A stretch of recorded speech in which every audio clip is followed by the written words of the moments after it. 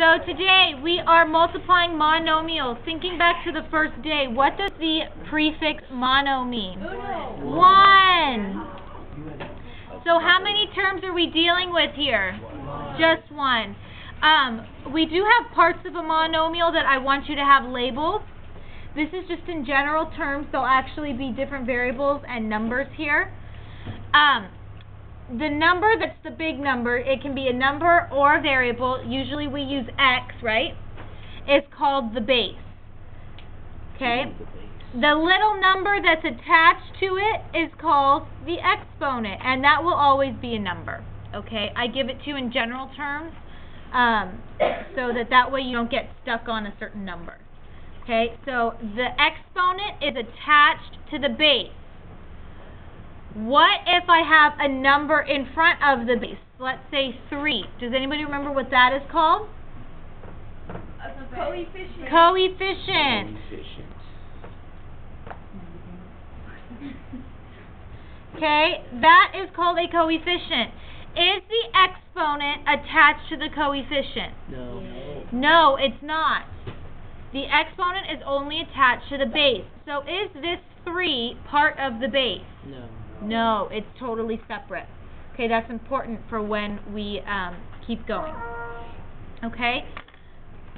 Alright, so today we're just multiplying them.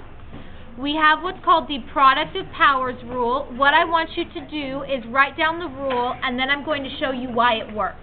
Okay? So once again, I gave everything to you in general terms. So the product of powers rule says, if I have two bases that are the same, and I'm multiplying them, I get to add the exponents. That's basically what this means. So one of my monomials is a to the n power. One is a to the m power.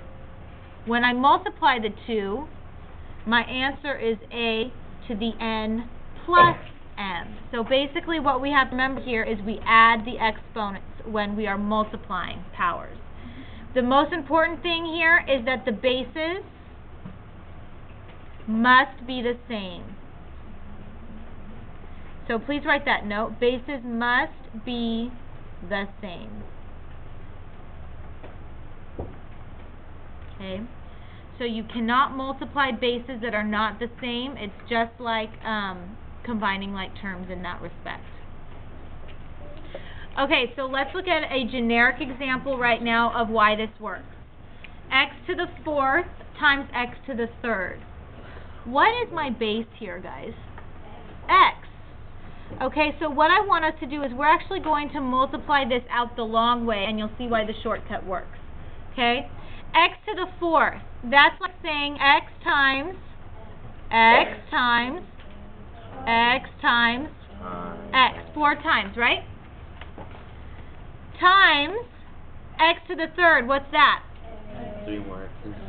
X times x times x. Now think back to algebra or pre-algebra. What did we do to simplify that thing? We kept the base of x, and then we added the number of x's that there were. How many x's are there? 7. So your answer is x to the 7th power. What is 4 plus 3? 7. Oh my gosh. That's why the rule works. So let's start looking at some examples. Example 1. A to the 5 times a to the 8. Now how I want you to show your work on these problems. My base here is what? Is A. So this is A. And what do I do with the exponents?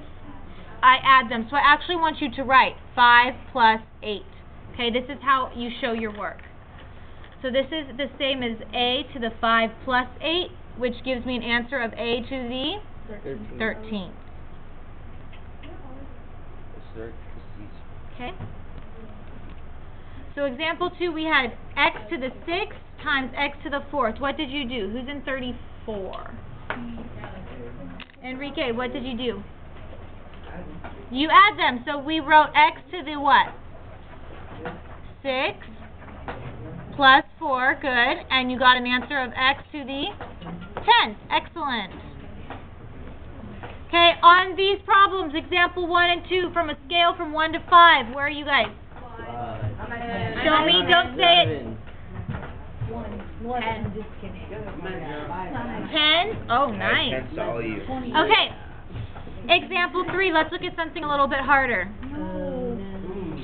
Example 3, we have coefficients involved.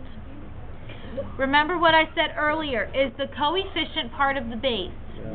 No. So what is my base here? X is. Since this is a multiplication problem, what do you think I'm going to do with those coefficients? I'm going to multiply them. So what's 2 times 3? 6. So I just get to write 6. And then I have x to the second times x to the 7. So that's x to the 2 plus 7, which gives me 6x to the 9th power. All right, example 4. What was the very first thing you did, Aaliyah? Perfect. She multiplied negative 5 times 6 first to get negative 30, I hope, yes? And then what did you do? Who's in 29? Nobody. 10. Madison, then what did you do? She wrote out y to the power of 4 plus 2. Good. So what did you get as your answer? Who's in 36? Skylar, what did you get? Negative 30. Y to the 6. Perfect. Who got that? Raise your hand. Excellent. Let's make it a little more complicated. Example 5. Now I have more than one base. Wow. Okay, so example 5, how many bases do I have, guys? 2. One of them is x, and one of them is y. However, everything still is the same. So first thing I'm going to do is multiply the coefficients. 8 times 7 gives me 56. And can I multiply the x's and the y's together?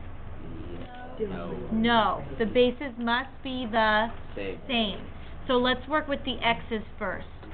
I have x squared, x to the 4th. So that's going to give me x to the 2 plus 4.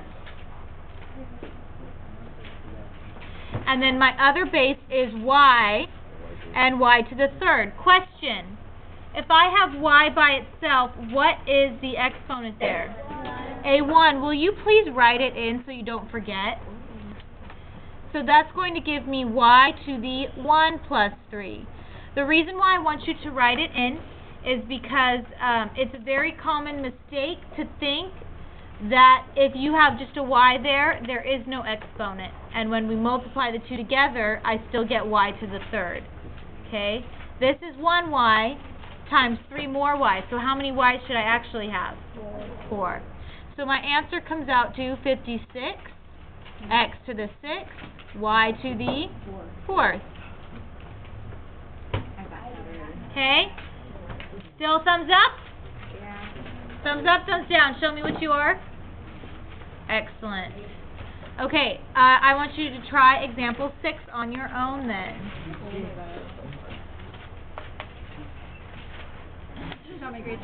Okay, so what did you do first on this problem? Who's in 19? Omar, what did you do? Good, 4 times negative 3, which gave me negative 12. Excellent. What did I do next? Who's in 26? Okay, Mary, what did you get? Or what did you do?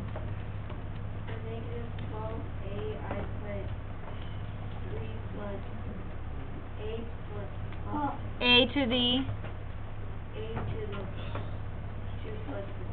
2 plus 3? 1 plus 3, good. That's an A to the 1st. So A to the 1 plus 3. Alright, and then what about the B's? Who's in 37? Ryan, what'd you get? I got negative 12. Okay. Oh my god. What plus what? Thank you. 5 plus 2. Okay, so what did you get? So we have b to the 5 times b to the second. What did you get as your answer? Who's in 4? Alexia.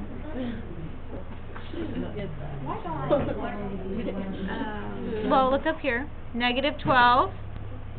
A4. A to the 4th. B to the 7. 7th. And that's your answer. That was easy. Okay? All right, example 7.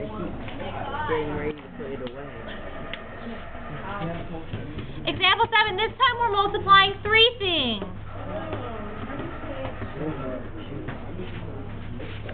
Okay, so in example 7, we're multiplying 3 things. However, the process is still the same. We multiply coefficients first, and then we start working on our variables. So, looking at my 3 parentheses, I only see one coefficient. What is it? Negative 2. So we get to just write negative 2. Okay? That's always first.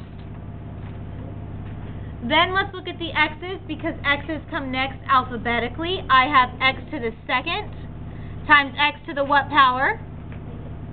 1 plus 3. So this is x to the 2 plus 1 plus 3. And then I have y to the first plus y to the third. So my answer is negative 2 x to the 6th, y to the 4th. Good. Okay, example 8. Oh yeah. This time we're going to be multiplying and then adding. Okay, so remember, order of operations says we do exponents first. So I have to take care of my exponents first. So I'm going to multiply these two guys. 5 times 2 gives me 10. X to the 3 plus 4. Bring that plus down. Plus. 3 times 2 gives me 6. X to the 2 plus 5. Let's simplify a little bit. This is 10x to the 7th plus 6x to the 7th. Are those like terms? Yes. Yes, so what does that give me as my answer? 16x to the... 14. No! Guys, we're just adding. We're combining like terms. So this is 16x to the 7. What? You only add the exponents when you're multiplying. What are we doing here? Adding. It's combining like terms.